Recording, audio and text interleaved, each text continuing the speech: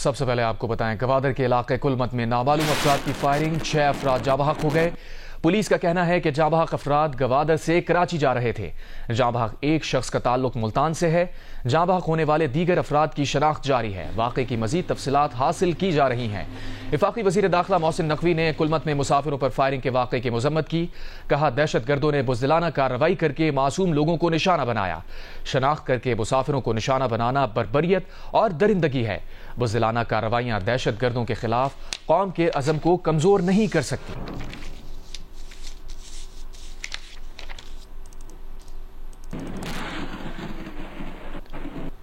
بلوچستان کے ضلع صحبت پور کے گاؤں دوران خان میں گھر پر حملہ، فائرنگ اور گھر پر آگ لگا کر 7 افراد کو قتل کیا گیا ہے۔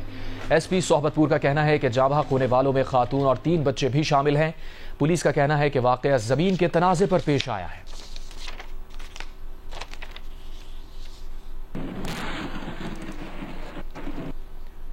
ہنگو سے بریکنگ نیوز آپ کو دیں۔ ہنگو روڈ پر پولیس چوکی پر دہشت گردوں کی فائرنگ ہوئی ہے۔ پولیس کے مطابق جوابی فائرنگ سے حملہ فرار ہو گئے ہیں۔ علاقے میں سرچ آپریشن شروع کر دیا گیا ہے۔ کوہاٹ ہنگو روڈ پر پولیس چوکی پر دہشت گردوں کی فائرنگ، پولیس کے مطابق جوابی فائرنگ سے حملہ فرار ہو گئے۔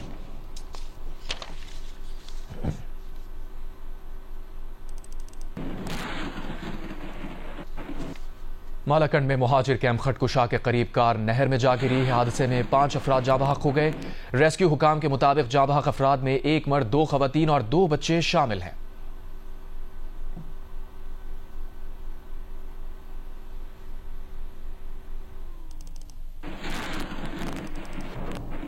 جعفر ایکسپریس 15 دن بند رہنے کے بعد پشاور سے کوئٹہ کے لیے روانہ کر دی گئی ہے۔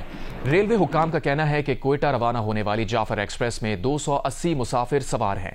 جعفر ایکسپریس 15 دن بند رہنے کے بعد پشاور سے کوئٹہ کے لیے روانہ کر دی گئی ہے۔ ریلوے حکام کا اس حوالے سے کہنا ہے کہ کوئٹہ روانہ ہونے والی جعفر ایکسپریس میں 280 مسافر سوار تھے۔ 15 دن پہلے دہشت گردی کا واقعہ پیش آیا تھا، جس کے بعد ٹرین سروس بند تھی اور اب 15 روز بعد جعفر ایکسپریس پشاور سے کوئٹہ کے لیے روانہ ہوئی ہے۔ ریلوے حکام کا کہنا ہے کہ کوئٹہ روانہ ہونے والی جعفر ایکسپریس میں 280 مسافر سوار تھے۔ جعفر ایکسپریس 15 دن بعد اب آج بحال ہو گئی ہے۔ اسی پر مزید ڈیٹیل بھی حاصل کریں گے۔ فی الوقت آپ کو بتا رہے ہیں جعفر ایکسپریس 15 روز بند رہنے کے بعد پشاور سے کوئٹہ کے لیے روانہ ہوئی ہے۔ مزید تفصیلات کیا ہیں جانتے ہیں نادیہ سبوہی سے۔ جی نادیہ۔ جی بالکل سانے، جعفر ایکسپریس کی 16 دن بعد پشاور سے کوئٹہ کے لیے روانہ ہوگی۔ اس کا جو ٹائم ہے وہ 7:30 بجے روانگی کا دیا گیا ہے۔ وفاقی وزیر برائے کشمیر اور گلگت بلتستان اور سیفران امیر مقام اس موقع پر موجود ہوں گے اور مسافروں کو الوداع کہیں گے۔ اگر مجموعی طور پر بات کریں تو جعفر ایکسپریس میں آج جو جانی ہے اس میں 400 مسافروں کی گنجائش ہے، تاہم اب تک جو ریزرویشن ہوئی ہے اس میں 250 مسافروں نے اپنی ریزرویشن کروائی ہے۔ اسی طرح اگر پشاور ریلوے اسٹیشن کی بات کریں تو یہاں پر اس موقع پر خصوصی سیکیورٹی کے انتظامات کیے گئے ہیں اور یہاں پر جو ریلوے جو اسٹیشن انتظامیہ ہے ان کا یہ کہنا ہے کہ چونکہ یہ کافی روز بعد جاری ہے تو اس لیے کوشش یہ کی جا رہی ہے کہ بہتر سے بہتر انتظامات کیے جائیں اور جو مسافر ہیں وہ بلا خوف و خطر اپنی منزل کو روانہ ہوں۔ جعفر ایکسپریس پنڈی سے ہوتی ہوئی کوئٹہ پہنچے گی۔ جی۔ وفاقی وزیر برائے کشمیر اور گلگت بلتستان امور اور سیفران امیر مقام نے کہا ہے کہ جعفر ایکسپریس بحال ہو گئی۔ جو بلوچستان کی ترقی روکنا چاہتے تھے انہیں مایوسی ہوئی۔ پشاور سے جعفر ایکسپریس کو روانہ کرتے ہوئے وفاقی وزیر امیر مقام نے کہا کہ دہشت گردوں کے عزائم کامیاب نہیں ہونے دیں گے۔ دہشت گردی کے خلاف قوم متحد ہے، کوئی سیاست نہ کرے۔ مخصوص جماعت نفرت اور شرانگیزی کا مظاہرہ کر رہی ہے۔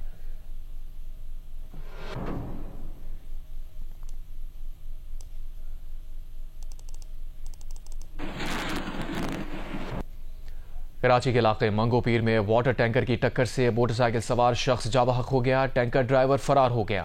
اطلاع ملتے ہی پولیس اہلکار موقع پر پہنچے۔ لاش کو قانونی کارروائی کے لیے عباسی شہید اسپتال منتقل کیا گیا۔ پولیس حکام کا کہنا ہے کہ مرنے والے کی شناخت ابراہیم کے نام سے ہوئی، جس کی عمر 32 سال کے قریب ہے۔ ابراہیم منگو پیر کے علاقے پختون آباد سیکٹر 2 کا مکین تھا۔ واقعے کے بعد حادثے کا ذمہ دار ڈرائیور فرار ہو گیا، جبکہ پولیس نے ٹینکر قبضے میں لے کر تھانے منتقل کر دیا۔ گورنر سندھ کامران خان رسوری نے چیف جسٹس پاکستان سے ہیوی ٹریفک حادثات کا نوٹس لینے کی اپیل کر دی. کہا وہ اس سلسلے میں چیف جسٹس کو خط لکھیں گے. گورنر سندھ نے عید کے بعد ہیوی ٹریفک حادثات میں جانیں گنوانے والے افراد کے لواحقین کو پلاٹ دینے کا اعلان کیا. اگر اس شہر کے ٹریفک کو میں نے کہا میرے کنٹرول میں دے دیں, 1 ہفتے کے لیے دے دیں, اس کے بعد اگر کوئی ڈمپر, ٹینکر اور حادثات میں ہو اس کی ذمہ داری میں قبول کروں. ہم کب تک اس شہر کی جنازے کندھوں پر اٹھائیں اور اس شہر کی بدنامی اپنے ذمے لیں؟ نہ اختیار ہے نہ وسائل ہیں. آج ابھی میں جس قبرستان میں ہو کر آیا ہوں, رات میں تو کوئی اس قبرستان میں نہیں جا سکتا.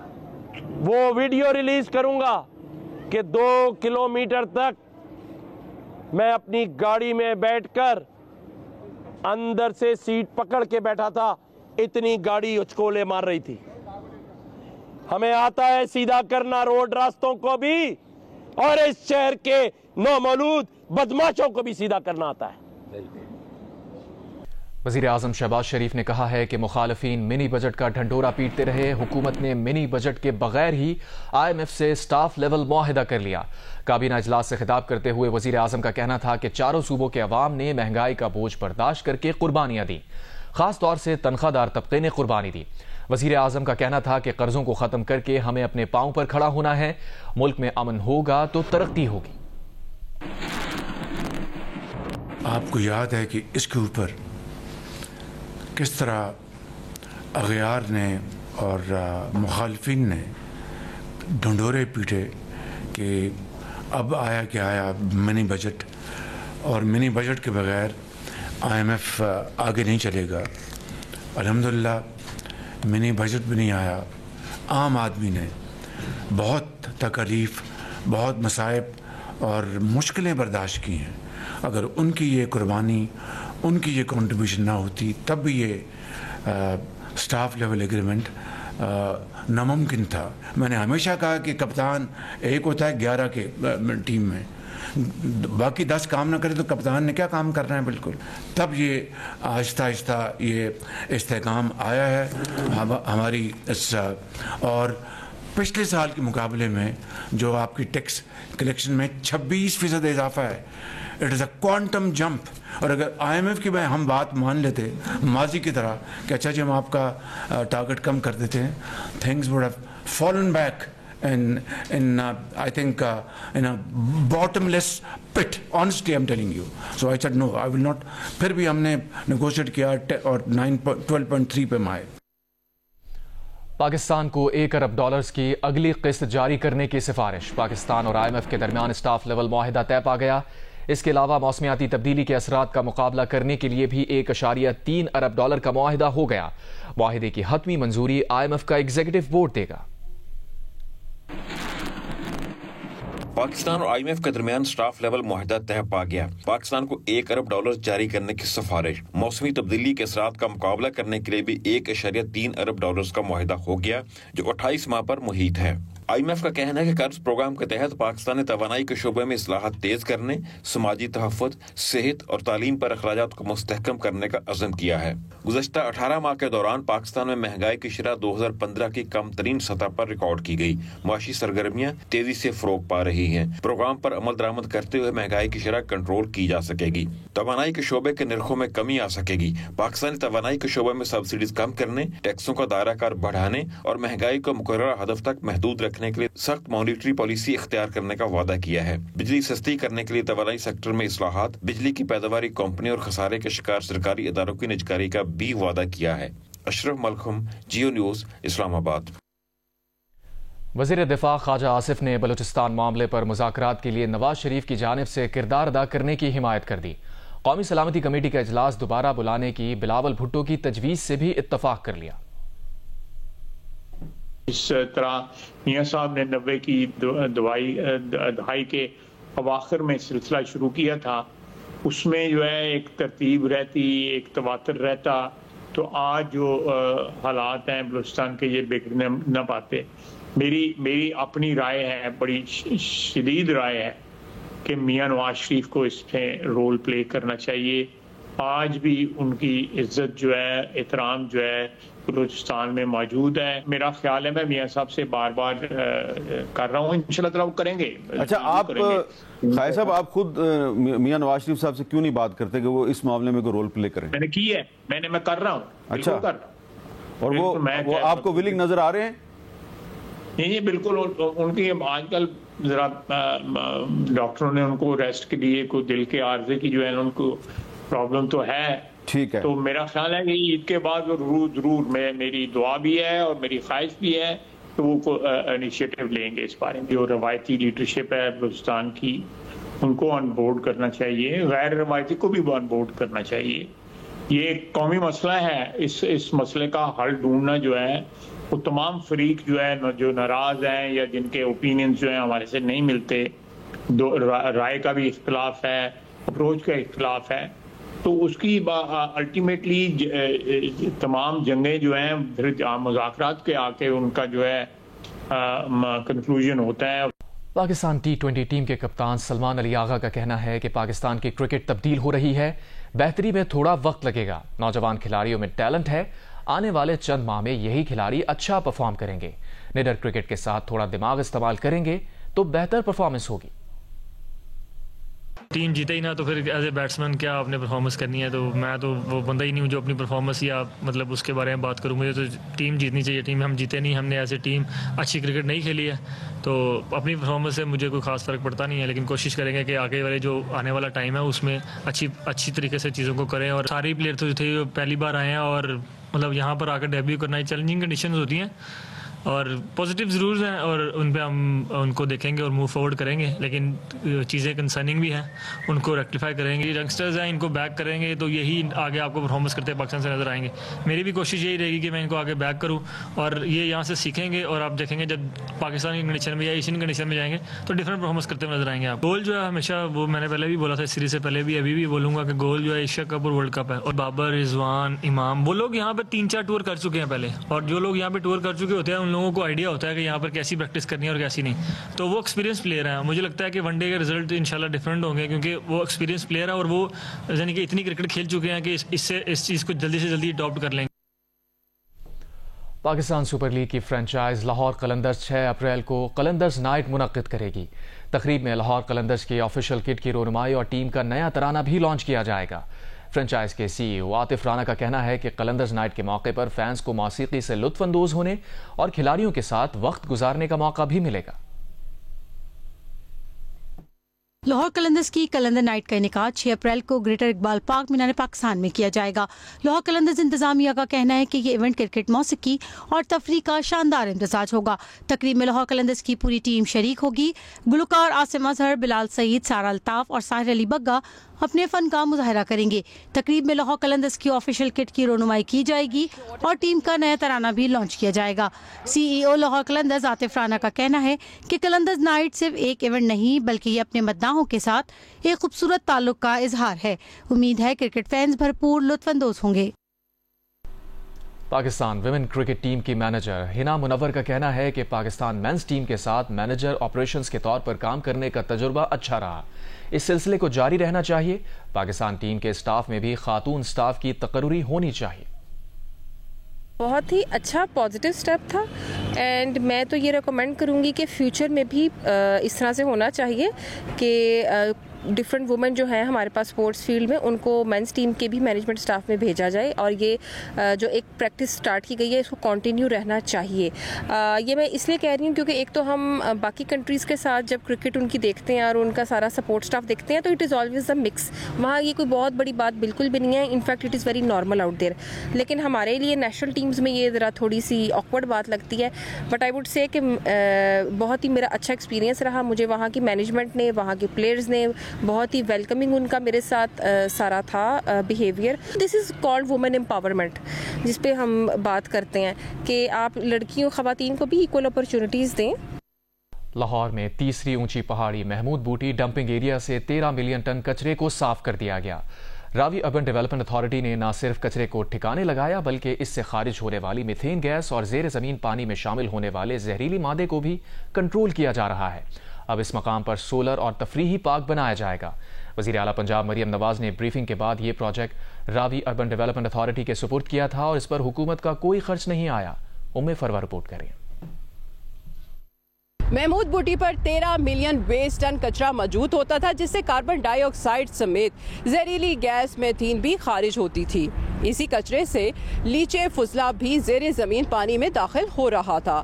ان گیسز پہ قابو پانے کے لیے اور اس کچرے کو ختم کرنے کے لیے کیا اقدامات کیے گئے ہیں آئیں آپ کو دکھاتے ہیں. لاہور میں رنگ روڈ سے داخل ہوں تو محمود بوٹی کا علاقہ آتا ہے. یہیں لاہور ویسٹ مینجمنٹ کمپنی 43 ایکڑ رقبے پر 19 سال سے کچرا پھینک رہی تھی. 2016 تک یہاں اتنا کچرا بھر گیا کہ مزید گنجائش نہ رہی. اس کچرے میں 70% بایو ڈیگریڈیبل تھا جس سے کاربن، نائٹروجن، میتھین اور زہریلا مادہ خارج ہوتا رہا. Ravi urban development authority RUDA کے چیف ایگزیکٹو عمران امین نے یہ project Lahore waste management company سے لے لیا اور 5 ماہ کے اندر کچرے کو 3 فٹ مٹی کی تہوں geo mechanical plastic drainage pipe سے کور کر دیا. اس پروجیکٹ پر پنجاب حکومت کا کوئی خرچہ نہیں آیا. تمام کام روڈا خود کر رہی ہے. بہت انٹرنیشنلی بہت ساری جو آپ کہہ لیجیے جو رجسٹریز ہیں، جو بروکریج ہیں کاربن کریڈٹ سے ریلیٹڈ، ان کے ساتھ ہم ان کمیونیکیشن ہیں. جتنا ہماری اس پہ انویسٹمنٹ ہوئی ہے اب ہم اس سے میتھین گیس، کاربن ڈائی آکسائڈ اور جو ہم سولر انرجی پروڈیوس کر رہے ہیں 5 میگا واٹ انشاءاللہ، اس کے تھرو ہم کاربن کریڈٹس لیں گے اور یہ جو خرچہ ہے یہ وہاں سے ہم اپنا پورا کریں گے. ڈائریکٹر کمیونیکیشن روڈا عابد لطیف کہتے ہیں کہ 2.5 ارب روپے کی لاگت سے محمود بوٹی ری ہیبلیٹیشن پروجیکٹ کا 70% کام مکمل ہو چکا ہے. 11 ایکڑ پر 16 پارک، 31 ایکڑ پر جنرل پارک بنے گا. 39 پائپ میتھین اور 13 پائپ زہریلے مادے کے لیے لگائے گئے ہیں.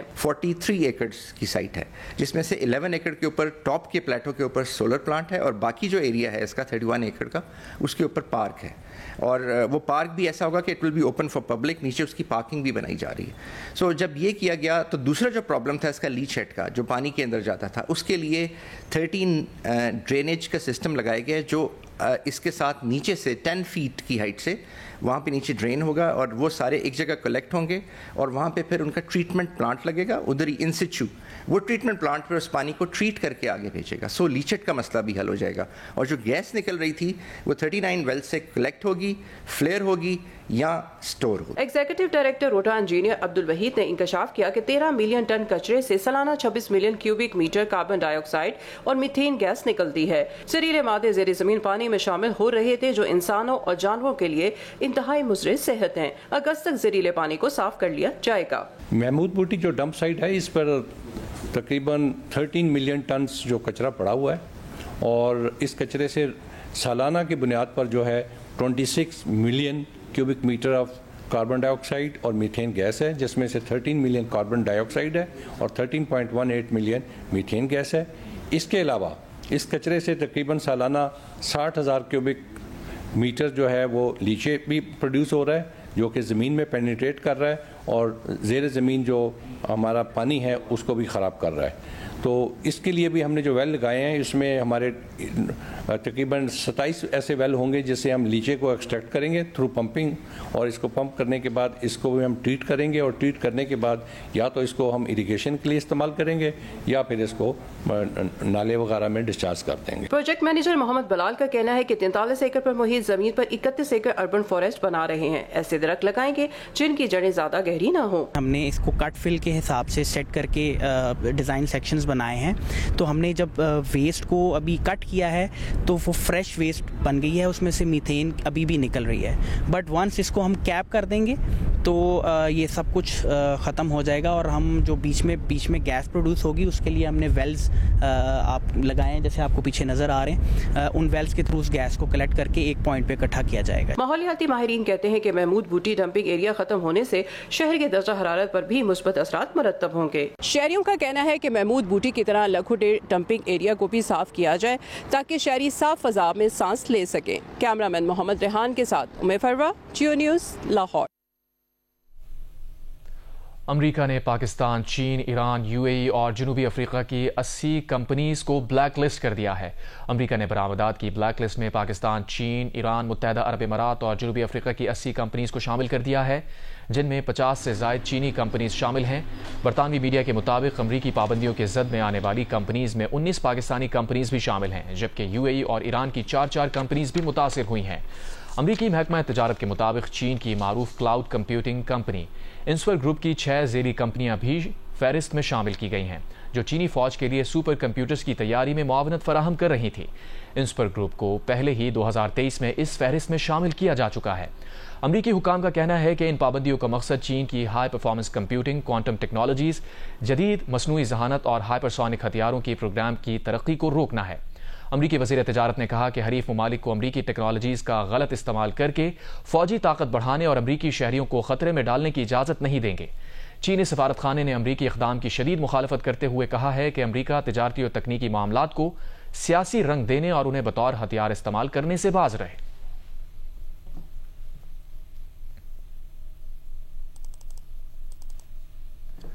अमरीका के अटलांटिक मैगजीन ने यमन से मुताल्लिक ट्रंप इंतजामिया के जंगी मंसूबे की मजीद तफसीलात जारी कर दी हैं। Editor in chief Jeffrey Goldberg को गलती से इस ग्रुप में शामिल कर लिया था। सीनियर रुकन ट्रंप इंतजामिया सिग्नल ग्रुप में कोई भी खुफिया मालूमात शेयर नहीं की गई। डायरेक्टर नेशनल इंटेलिजेंस टल्सी गैबार्ड के मुताबिक सिग्नल ग्रुप में शेयर मालूमात में से हमलों के वक्त बाज़ मालूमात रोक ली गई थी। अमरीकी मैगजीन के मुताबिक एडिटर इन चीफ को यमन पर हमलों की इत्तला अहदाफ को निशाना बनाए जाने से 2 घंटे पहले मिल गई थी। हसास मालूमात सिग्नल चैट पर शेयर करना कौमी सलामती के लिए खतरा है। ग्रुप पर खुफिया मालूमात शेयर नहीं की गई, इसका मतलब ये नहीं कि उसे पब्लिक कर दिया जाए। व्हाइट हाउस की प्रेस सेक्रेटरी के मुताबिक अगर ये मालूमात किसी और गैर जानिबदार शख्स को मिल जाती तो हूसियों को हमले से बच जाने का मौका मिल जाता।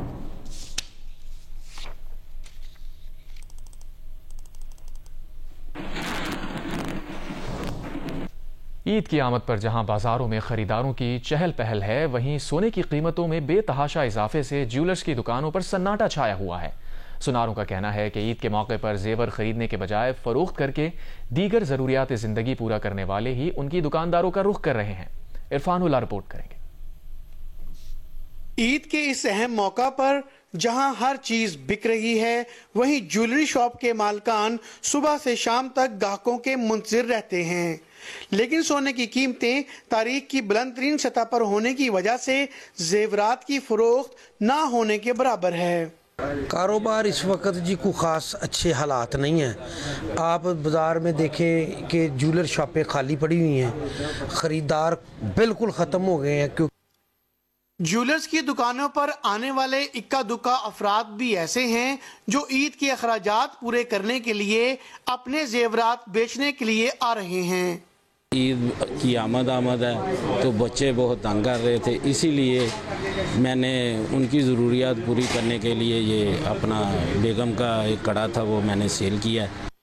सोने की कीमतों में बेतहाशा इजाफे और आम अफराद की आमदन कम और अखराजात ज़्यादा होने की वजह से अब त्योहारों पर सोने के जेवरात की खरीदारी से ज़्यादा फरोख्त का रुझान देखने में आ रहा है। कैमरामैन अली असलान और मोहम्मद उस्मान के साथ इरफान उल्ला, जियो न्यूज़, फैसलाबाद।